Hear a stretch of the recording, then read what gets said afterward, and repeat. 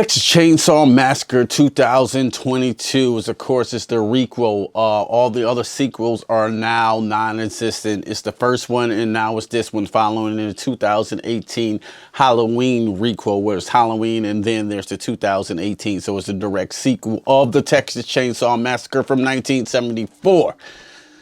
Off the bat, the best thing about this movie, it's the carnage candy, it's the kills, it's the chainsaws ripping into flesh, Leatherface taking his revenge tale. That's the best thing I can say about this movie. The special effects were done well. The blood splatter is there.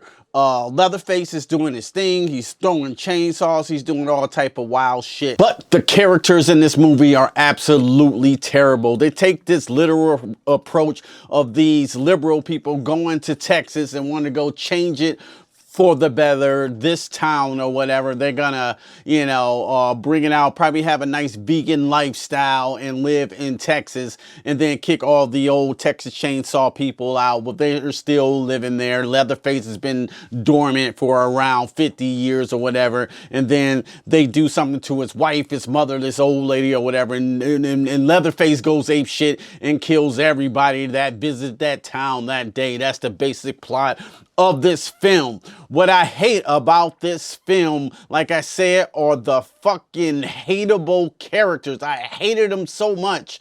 They were so pretentious and bad that I did not give a fuck about anybody in this movie. I hated them all, and I couldn't wait till that chainsaw started up so Leatherface can take the shit to their face, because I hated him, and I wasn't supposed to hate him. It's stupid plot points. I think one girl in the film has a traumatic experience because she survived a school shooting. You see the bullet wound in her or whatever, and we're supposed to feel sympathy for her for that. But what the fuck does that have to do about the Texas Chainsaw Massacre? What does that have to do about anything? So she survived this traumatic experience, so I guess she's suitable to go up against Leatherface, but it doesn't make any sense. There's a Confederate flag hanging up in Texas, and they throw a big fucking deal about it. This is not supposed to be here, blah, blah, blah. Cool. Confederate flag got, I'm not going to get into that. But what the fuck, again, does that have to do about the Texas Chainsaw Massacre? The 1974 shit didn't have a Confederate flag in it.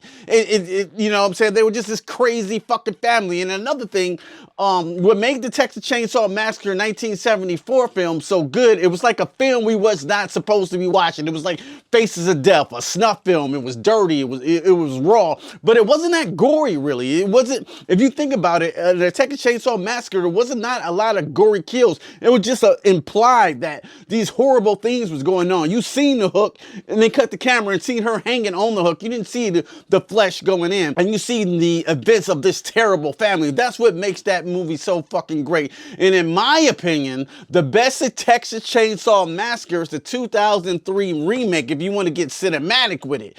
That's the best one. I think this film is going to age badly like Halloween Resurrection with Busta Rhymes and Tyra Banks or whatever. That shit was trash, and it aged badly. And I think the same thing goes with here, using this this liberal approach and the social media thing as a plot device. It's fucking bad. Like, yeah, you seen the trailer when they all hold up the cell phones and was like, yeah, if you do anything, bro, we'll cancel you. Thank God Leatherface annihilated that whole fucking bus. That was great, but it was stupid at the same time. And let's get back to the legacy character that completely dick-rided the 2018 idea of bringing Jamie Lee Curtis back as Laurie Strode. They do the exact same fucking thing here. She even has the same wife beater on, the same fucking gray hair and the shotgun,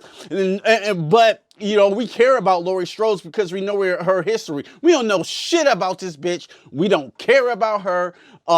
It's completely stupid. It's a throwaway. You obviously trying to bite off of the fucking 2018 remake of Halloween, but it's not working as good because we don't give a fuck about this bitch, and we don't give a fuck about any of these characters in this film, except Leatherface. He's cool because he has cool kills, and that's the most I can say about this movie. So wrapping this movie up, if I was going to give this a score, I'm still going to give it a 2.5 out of 5. The kills are entertaining on a Saturday night. If you ain't got shit to watch, I know Freddie Alvarez from Don't Breathe and the Evil Dead remake was the original director on this film. He somehow got fired. I think a lot of the kills were his, you know, like during the firing process, and a lot of other this fucking liberal bullshit story of these dumbass, unlikable characters is fucking total throwaway. Now, don't get me wrong.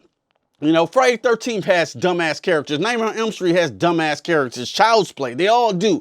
But, like, when they come through, it's so unlikable and so pretentious. It just throws me up. It leaves a bad taste in my mouth. Because, of course, I'm not rooting for them. I'm rooting for Leatherface, but at least if we're doing that, let's show it through Leatherface's eyes. I think it would have made a better film instead of trying to come out with these protagonists that are shit that we don't give a fuck about. And that what makes the film bad. You know what I'm saying? That's what took a lot of points out of that. Just give me one person that's halfway decent to root for. That's all I'm saying. As kills go, once again, I think Texas Chainsaw Massacre kills are better than even Scream film, but I like the tension, the cat and mouse chase more in Scream than here. You know, we get good kills, but I will prefer a cat and mouse chase with a good kill on top of it to finish it off, like a full 3-course meal, if that makes any sense. So that's my review of the Texas Chainsaw Massacre 2022. What did y'all guys think about it? I thought it was okay. I thought it was a little bit forgettable. I think it's going to age badly. Still, my favorite is the 2003 remake, and then the Texas Chainsaw Massacre. The rest, we can have another discussion then. Once again, guys, thanks for watching. If you like this content, go ahead, hit me that like button. If you really like this content, consider subscribing to the Q Review family. We know this horror shit, and we know when this bullshit, and it's good. And this one's not even in the middle. I'm leaning more towards of negative than all the way positive, but not completely terrible. It's definitely watchable. So at that note, don't just stare at it. Eat it. Peace. Peace. I'm out cold, you hoes been exposed. Walk up on you slow with the foe and unload. You got mo left for dead on the road. I strode when your car got towed.